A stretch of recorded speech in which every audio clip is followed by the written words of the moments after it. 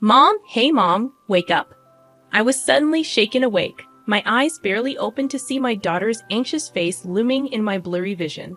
Slowly, I sat up and asked her, "What's wrong? Did you have a nightmare?" "No, Mom, please. We need to run away from Dad now, hurry." With that single word, my groggy mind snapped to alertness. What followed was a shocking revelation from my daughter that left me dumbfounded. My name is Sarah. I'm a 35-year-old ordinary woman who works while raising my 7-year-old daughter, Emily. Our precious gem is not only adorable, but a bit unusual, or rather, has some mysterious aspects. Mom, you're forgetting your umbrella. Despite the weather forecast for the day being partly sunny with clouds, I was stopped by my daughter as I was about to leave the house. "It's fine. There's only a 10% chance of rain today. But Mom, you're going to get soaked. I saw it in a dream. Please take an umbrella with you." Reluctantly, I took the umbrella she handed me and headed to work. Lo and behold, I encountered a sudden downpour just before I was about to return home. I was surprised and came home drenched, only to be proudly greeted by my daughter, whose umbrella was also wet on the stand. "Welcome home, Mom. See, it happened just like I said." Emily has had this slight mysterious power since she was very young, accurately predicting the weather and dinner menus. It might be an exaggeration to call it a precognitive ability, but it's unusual. She sometimes feels out of place because of this, especially when playing with friends, but she doesn't seem to mind. Above all, we, her family, have accepted this as part of her uniqueness, and she's otherwise a perfectly normal, adorable girl. What concerns me more is my husband, Mike, who is the same age as me. We met through a marriage agency. Back then, I was a hard-working career woman, successful but inexperienced with relationships. Urged by my impatient parents, I registered with the agency. It might be odd for a wife to say, but Mike was even more handsome back then and instantly charmed me. Moreover, he was a feminist, and I instantly fell in love. Our relationship quickly progressed with marriage in mind. My husband and I have been married for 10 years this year. He always comes home late these days. Emily is only 7 years old, and she still requires a lot of care.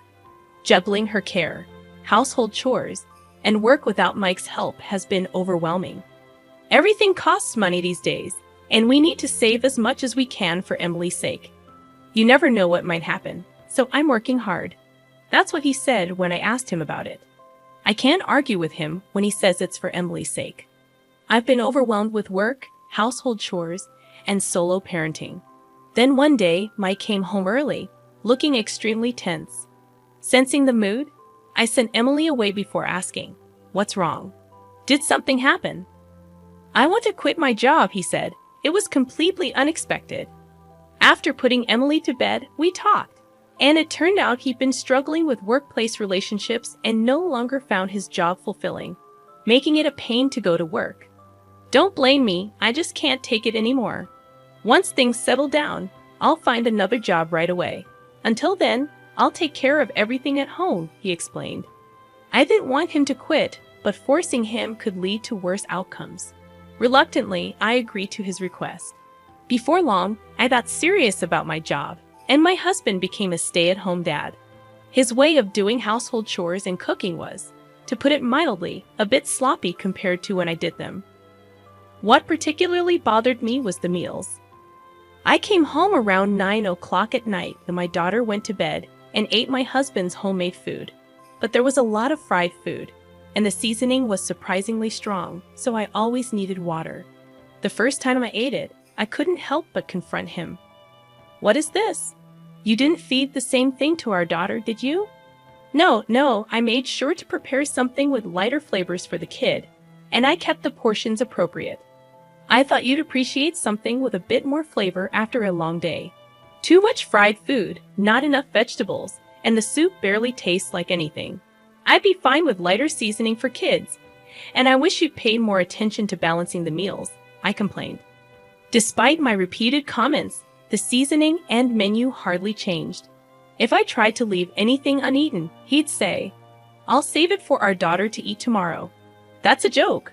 I'd rather eat it myself than let our daughter have it. Reluctantly, I'd finish my meal, And as an apology, he started offering dessert after dinner. He also began preparing a nightly drink and snack, calling it a nightcap, thinking it would please me. I hadn't been much of a drinker or late-night snacker before, but I couldn't outright reject his kindness.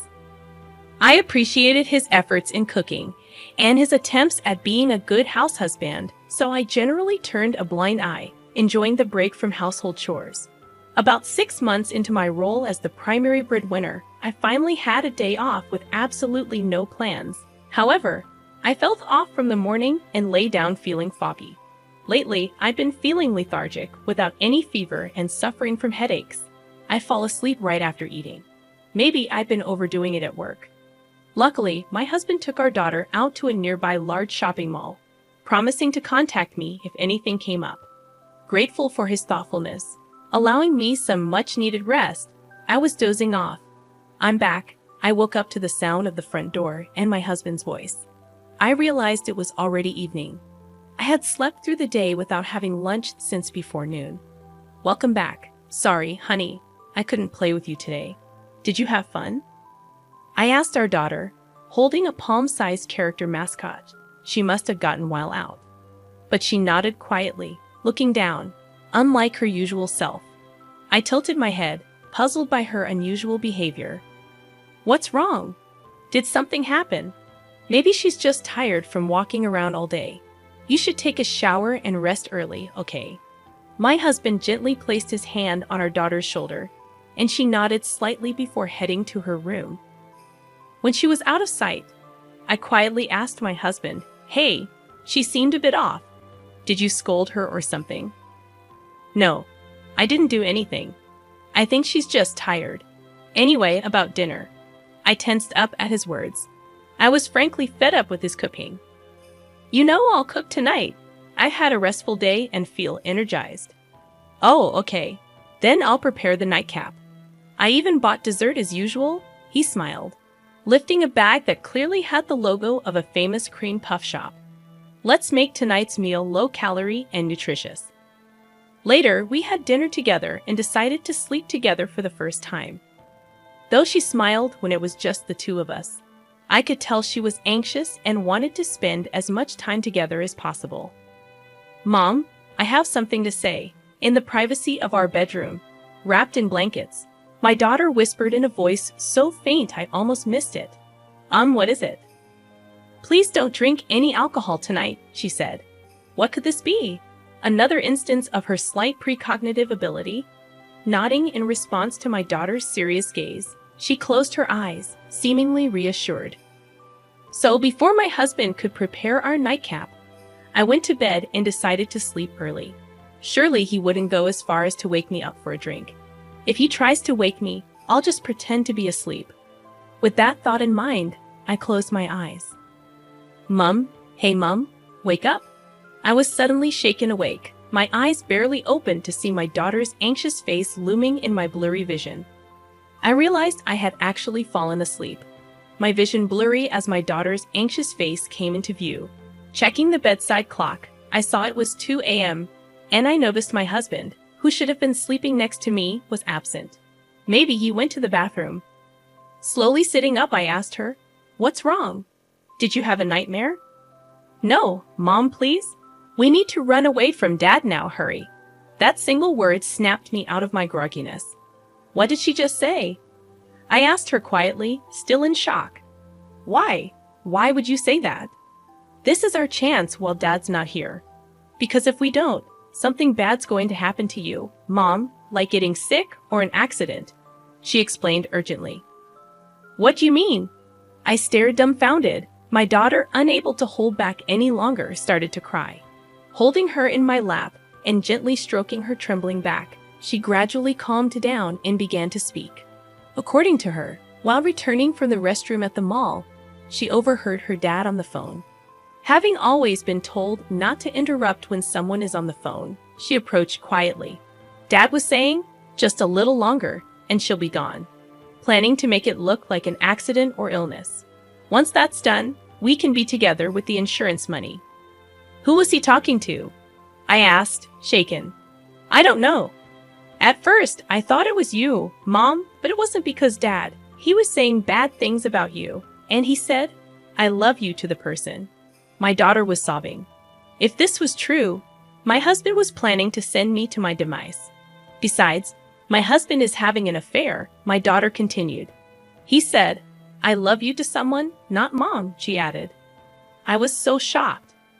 I accidentally called out to Dad. Then Dad immediately ended the call and asked, How long have you been there? When I said, Just now, he smiled and said, Let's keep this our little secret from Mom. If you don't tell, you'll get a new kind and sweet mom. Tears and snot streamed down her face as she clung to me. But I want you. I don't need another mom. I love you so much, she wailed, clinging to me. In that moment, I felt an overwhelming sense of guilt for putting her through this and anger towards my husband. My daughter had braved her fears to protect me from her own father. How scared she must have been, how much courage she must have needed. Afterwards, holding my daughter, we went downstairs to the entrance.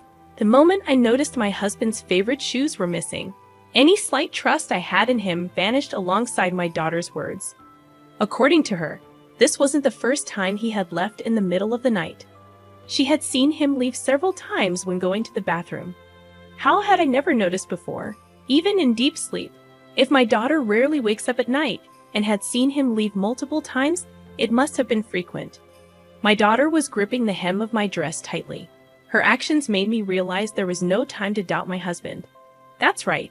This is not the time for that. I need to respond to my daughter's courage, I thought. Perhaps because I hadn't drunk any alcohol. I felt more alert and clear-headed than usual. Looking into my daughter's eyes, I said, Emily, if we run away from Dad now, we might never see him again. Will you still come with me? Yes, I'm scared of Dad. I want to be with you, Mom, she replied, her voice filled with determination. I want to stay with you forever, she said. All right, I made up my mind. Fortunately, my daughter was in the middle of her summer vacation. I told her to pack what she needed, and I quickly packed our bags as well. Then I was stunned as I checked the contents of the drawer where I kept our valuables. Opening another drawer that I rarely opened, my suspicion was confirmed. A surge of anger rose within me, but for now, leaving was the priority.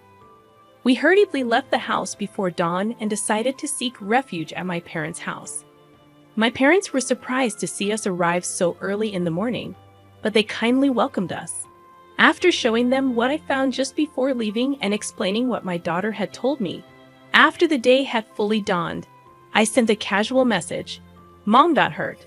I'm taking my daughter to help out for about a month or so. Please take care of the house while we're gone. Got it? Leave everything here to me. He was surprisingly calm about his daughter and wife disappearing overnight. Clearly, he must be smirking, thinking he can now do as he pleases alone. I'll lay low for now, but I won't let this go for my daughter's sake. As soon as we arrived at my parents' house, my daughter, still with tear stains on her cheeks, fell asleep.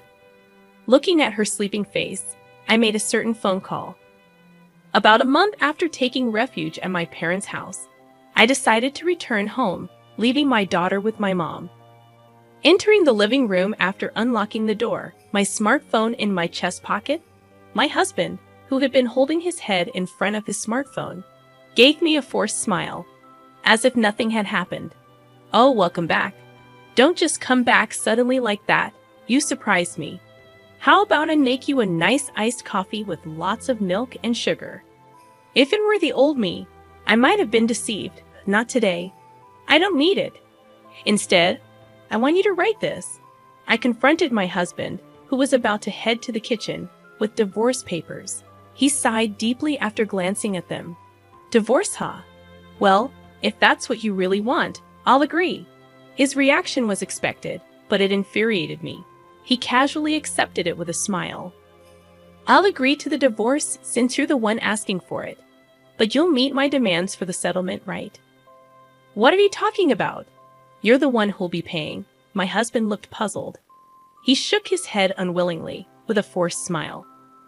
Come on, I've been supporting you in my way, and now you're handing me divorce papers unilaterally? A good husband, the kind that skips work for affairs and plans to put his wife in danger. What are you talking about?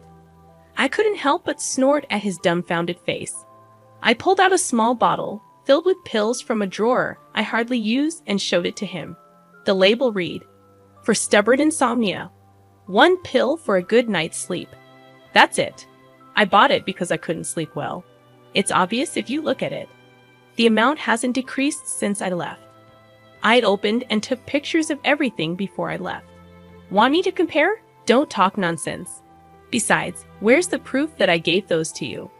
Everything you've been doing with your mistress. I know all about it, I said, returning to my seat with the bottle in hand. Pulling an envelope from my bag and spilling its contents, my husband froze in shock. No wonder those were printouts of messages he had sent to his mistress. It says things like, "I'm skipping work to see you. Wait for me.